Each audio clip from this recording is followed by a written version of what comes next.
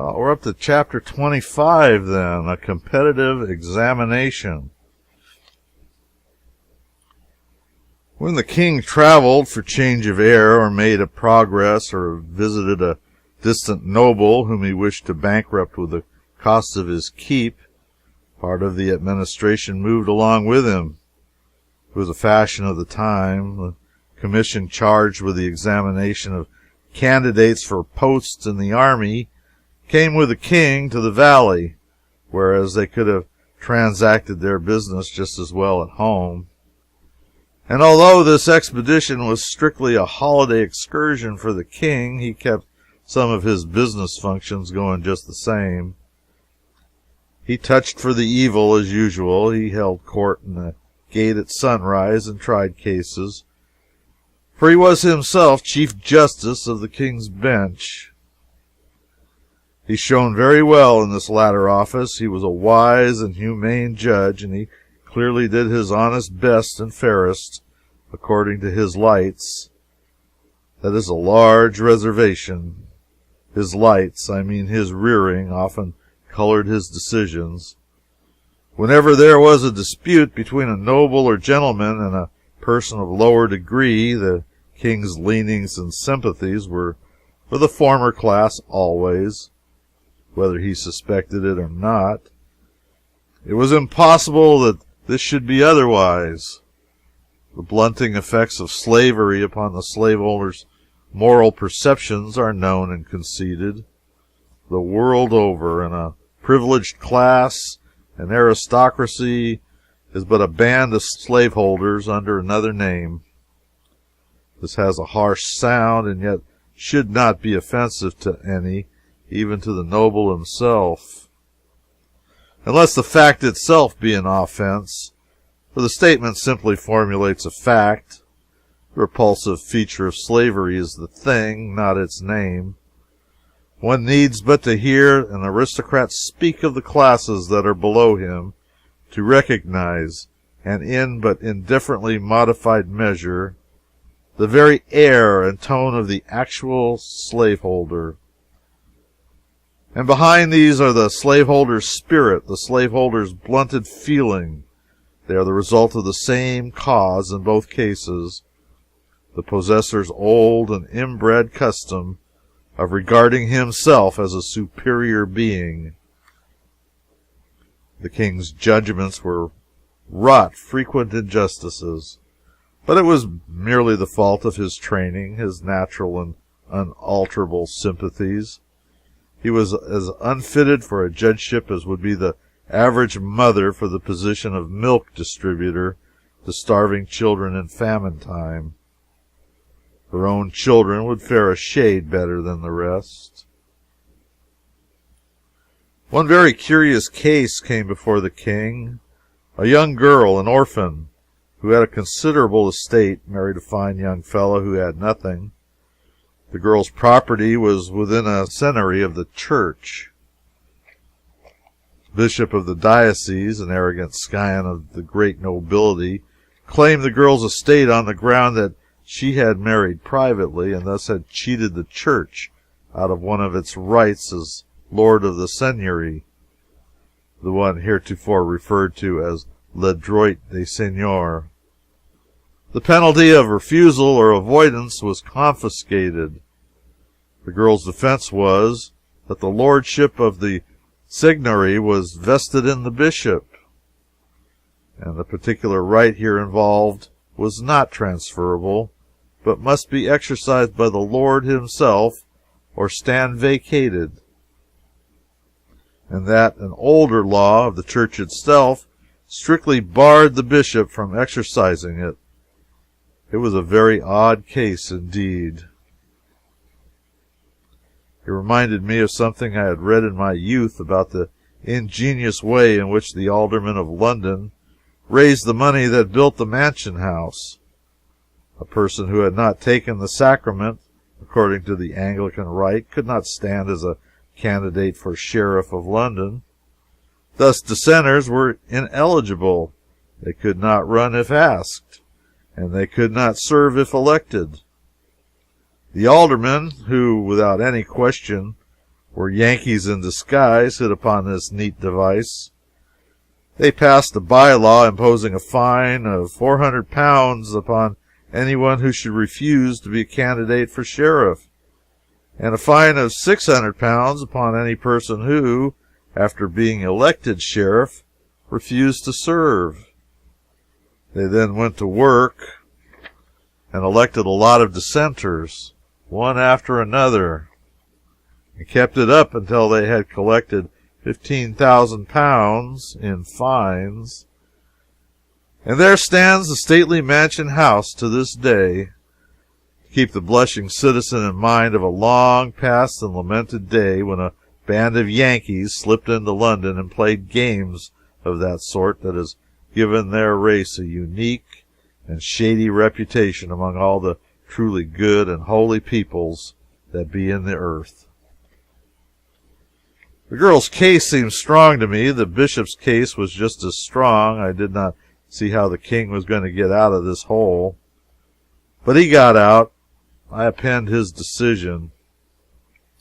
Truly, I find small difficulty here, the matter being even a child's affair for simpleness, and the young bride had conveyed notice, as in duty bound, to her feudal lord and proper master and protector, the bishop. She had suffered no loss, for the said bishop could have got a dispensation making him, for temporary conveniency, eligible to the exercise of his said right, and thus would she have kept all she had, whereas, failing in her first duty, she hath by that failure failed in all. For whoso, clinging to a rope, severeth it above his hands, must fall, it being no defense to claim that the rest of the rope was sound, neither any deliverance from this peril as he shall find. Pardie, the woman's case is rotten at the source. It is the decree of the court that she forfeit to the said Lord Bishop all her goods, even to the last farthing that she doth possess, and be therefore mulcted in the costs. Next. Here was a tragic end to a beautiful honeymoon not yet 3 months old. Poor young creatures. They had lived these 3 months lapped to the lips in worldly comforts. Their clothes and trinkets they were wearing were as fine and dainty as the shrewdest stretch of the sumptuary laws allowed to people of their degree. And in these pretty clothes she cried on his shoulder, and he, trying to comfort her with hopeful words, set out to the music of despair. They went from the judgment seat out into the world homeless, bedless, breadless. Why, the very beggars by the roadsides were not so poor as they. Well, the king was out of the hole, and on terms satisfactory to the church and the rest of the aristocracy, no doubt.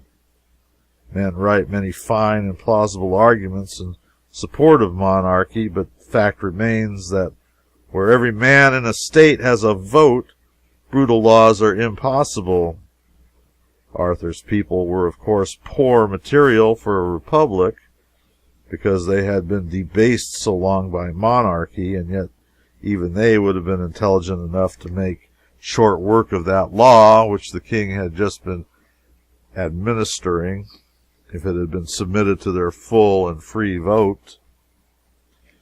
There is a phrase which has grown so common in the world's mouth that it has come to seem to have sense and meaning. The sense and meaning implied when it is used, that is the phrase that refers to this or that or the other nation as possibly being capable of self-government. And the applied sense of it is that there has been a nation somewhere, sometime or other, that wasn't capable of it, wasn't as able to govern itself as some self-appointed specialists were or would be to govern it. The masterminds of all nations and all ages have sprung in affluent multitude from the mass of the nation, and from the mass of the nation only, not from its privileged classes, and so, no matter what the nation's intellectual grade was, whether high or low, the bulk of its ability was in the long ranks of its nameless and its poor.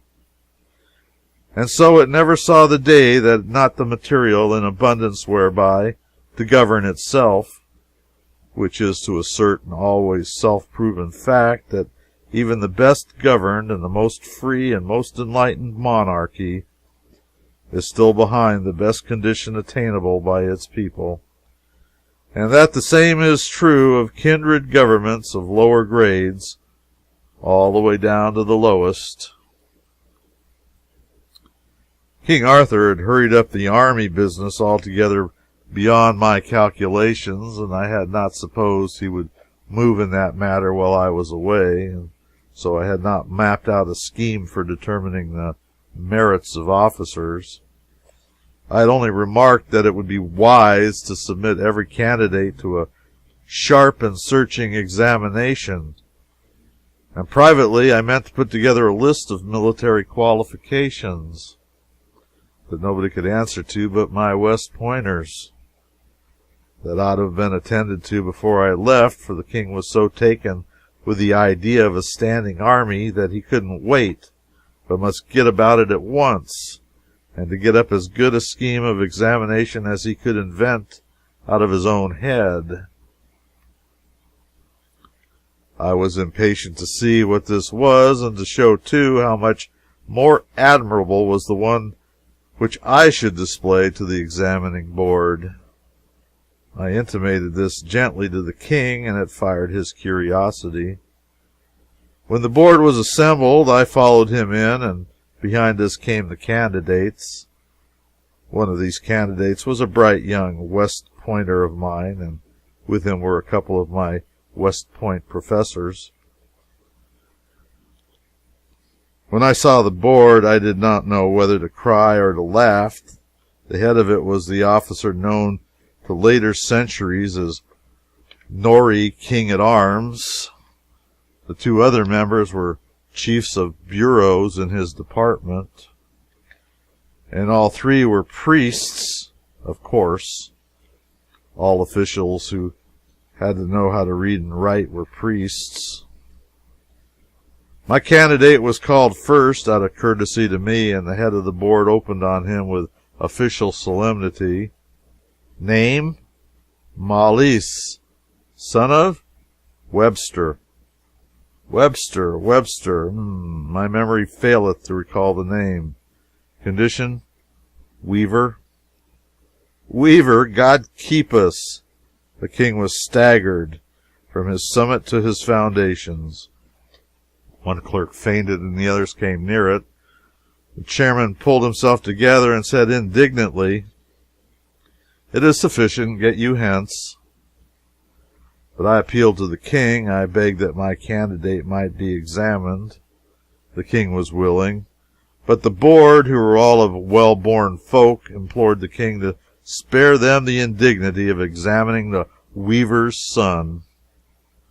I knew they didn't know enough to examine him anyway, so I joined my prayers to theirs, and the king turned the duty over to my professors. I'd had a blackboard prepared, and it was put up now, and the circus began. It was beautiful to hear the lad lay out the science of war and wallow in details of battle and siege, of supply, transportation, mining and countermining, grand tactics, big strategy, and little strategy, signal service, infantry, cavalry, artillery, and all about siege guns, field guns, Gatling guns, rifled guns, smooth bores, muskets, revolver practice, and not a solitary word of it all could these catfish make head or tail of, you understand. And it was handsome to see him chalk off mathematical nightmares on the blackboard that would stump the angels themselves. And do it like nothing, too. All about eclipses and comets, solstices and constellations, and meantime and sidereal time and dinner time and bedtime and every other imaginable thing above the clouds or under them that you could harry or bullyrag an enemy with and make him wish he hadn't come. And when the boy made his military salute and stood aside at last, I was proud enough to hug him, and all those other people were so dazed they looked partly petrified, partly drunk, and wholly caught out and snowed under. I judged that the cake was ours, and by a large majority. Education is a great thing. It was the same youth who had come to West Point so ignorant when I asked him if a general officer should have a horse shot out under him on the field of battle, what ought he to do? He answered up naively and said, "Get up and brush himself." One of the young nobles was called up now. I thought I would question him a little myself. I said, "Can your lordship read?" His face flushed indignantly, and he fired this at me: "Takest me for a clerk? I trow I am not of a blood that—" "Answer the question." He crowded his wrath down and made out to answer, "No." "Can you write?"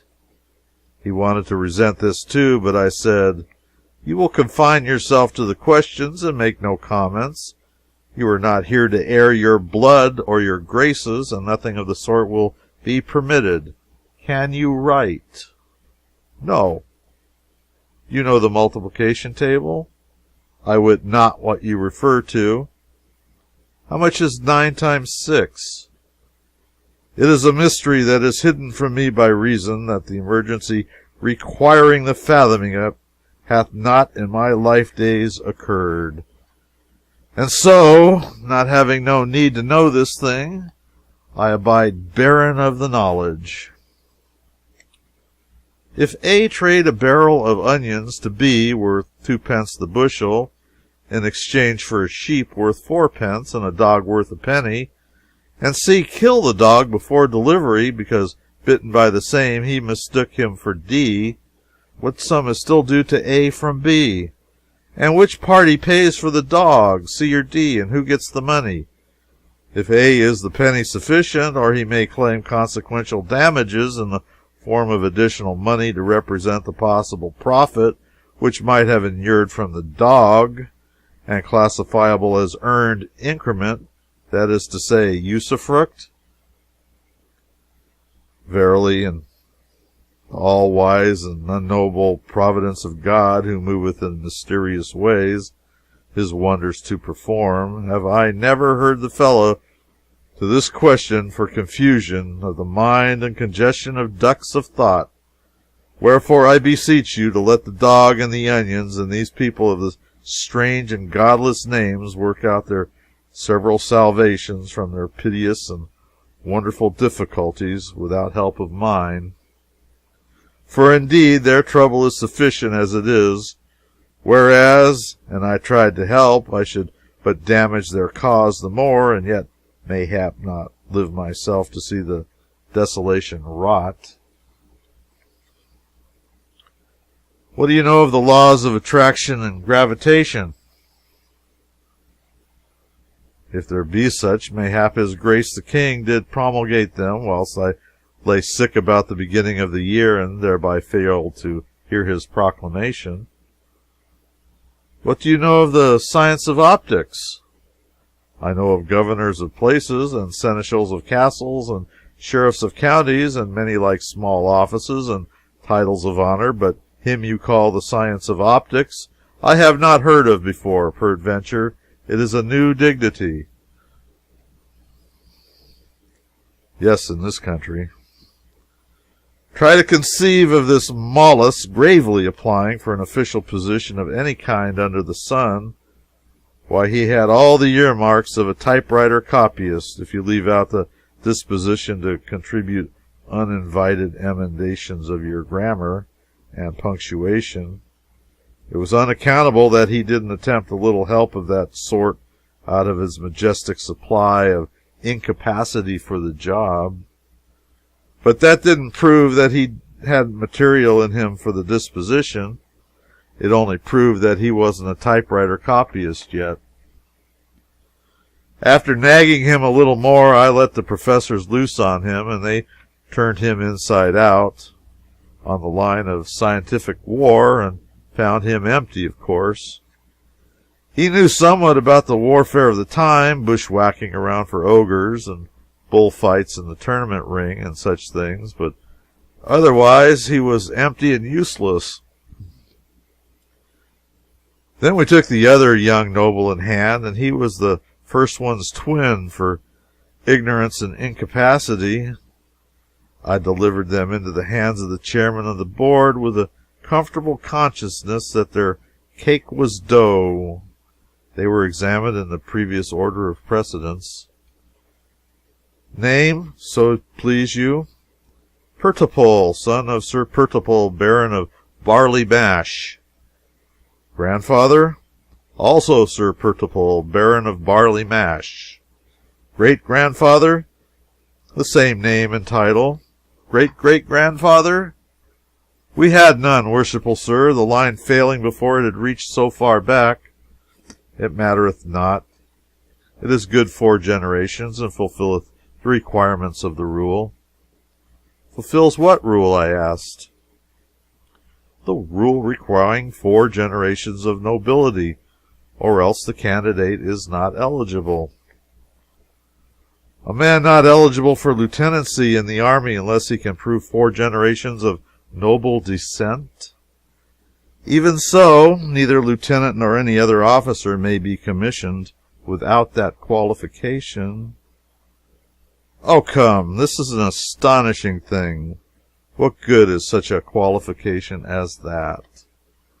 What good? It is hardly questioned, fair sir and boss, since it doth go far to impugn the wisdom of even our holy Mother Church herself.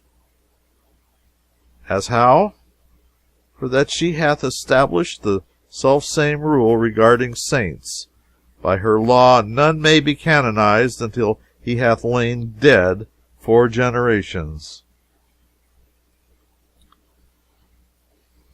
I see, it's the same thing. It is wonderful. In the one case, a man lies dead alive 4 generations, mummified in ignorance and sloth, and that qualifies him to command live people, and take their weal and woe into his impotent hands. And in the other case, a man lies bedded with death and worms 4 generations, and that qualifies him for office in the celestial camp. Does the king's grace approve of this strange law? The king said, Why, truly, I see naught about it that is strange. All places of honor and of profit do belong, by natural right, to them that be of noble blood, and so these dignities in the army are their property, and would be so without this or any other rule. The rule is but to mark a limit. Its purpose is to keep out too recent blood, which would bring into contempt these offices, and men of lofty lineage would turn their backs and scorn to take them. I were to blame, and I permitted this calamity.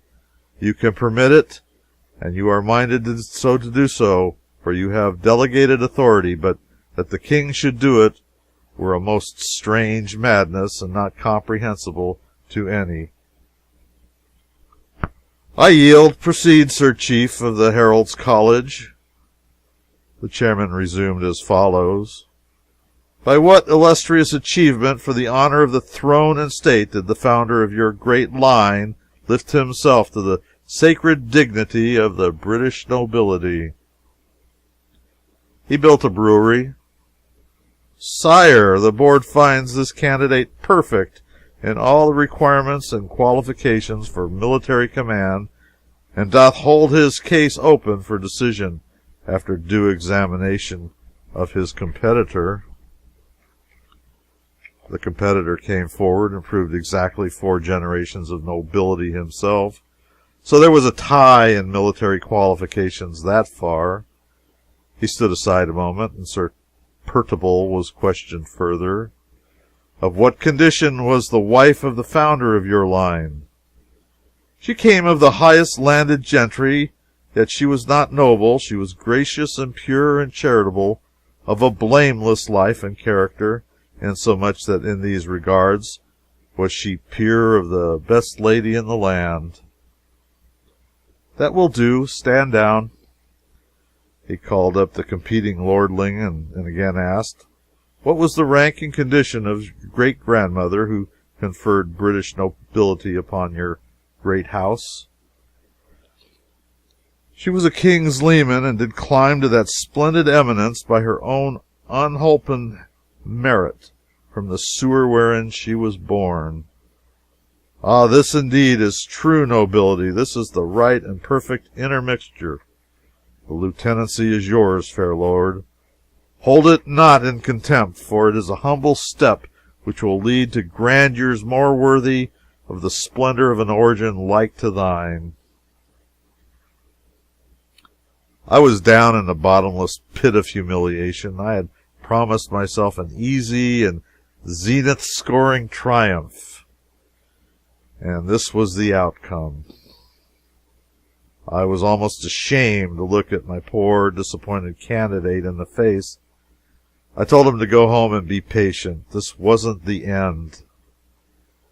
I had a private audience with the king and made a proposition. I said it was quite right to officer that regiment with nobilities, and he couldn't have done a wiser thing. It would also be a good idea to add 500 officers to it.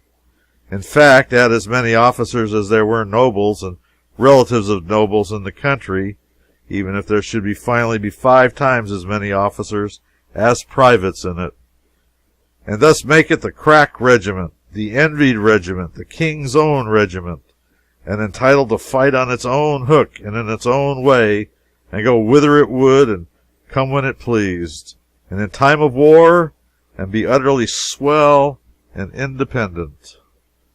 This would make that regiment the heart's desire of all the nobility, and they would all be satisfied and happy. Then we would make up the rest of the standing army out of commonplace materials and officer it with nobodies, as was proper, nobodies selected on a basis of mere efficiencies. And we would make this regiment toe the line, allow it no aristocratic freedom from restraint, force it to do all the work and persistent hammering, to the end that whenever the king's own was tired and wanted to go off for a change and rummage around amongst ogres and have a good time, it could go without uneasiness, knowing that matters were in the safe hands behind it, and business going to be continued at the old stand, same as usual. The king was charmed with the idea. When I noticed that, it gave me a valuable notion. I thought I saw my way out of the old and stubborn difficulty at last. You see, the royalties of the Pendragon stock were a long-lived race and very fruitful. Whenever a child was born to any of these, it was pretty often, there was wild joy in the nation's mouth and piteous sorrow in the nation's heart. The joy was questionable, but the grief was honest, because the event meant another call for a royal grant. Long was the list of these royalties, and they were a heavy and steadily increasing burden upon the treasury and a menace to the crown. Yet Arthur could not believe this latter fact, and he would not listen to any of my various projects for substituting something in the place of the royal grants.